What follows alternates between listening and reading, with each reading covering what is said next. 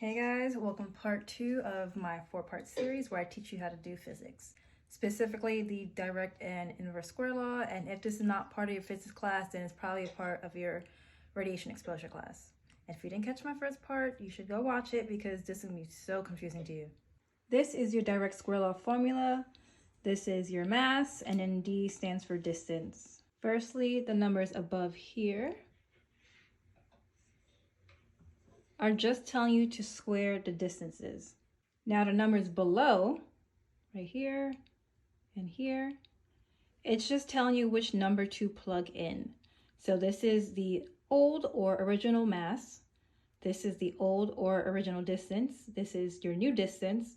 And then this is your mass. This is the new mass, which is going to be your answer.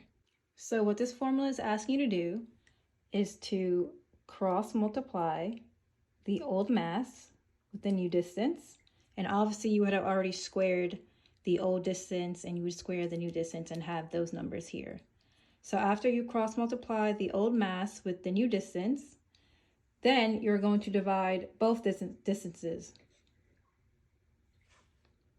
After that, once you get that number, it will become your new mass, aka your answer. So once again, you're going to be cross multiplying the old mass with the new distance, divide both these numbers, and you'll get your new mass.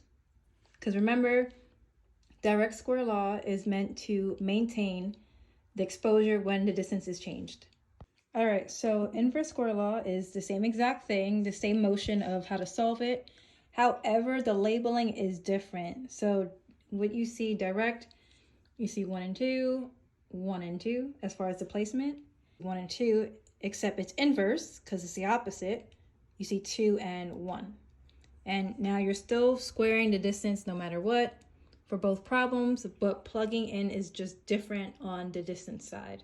So aside from the different labeling, the key difference between these two laws, direct square law is only dealing with mass, whereas inverse, the unit measurement could be milliroentgens or like milligrays, which would be MGY or MR. If you don't see mass, then you're going to be doing the inverse square law. So it's the same thing here. You had already squared both the distances.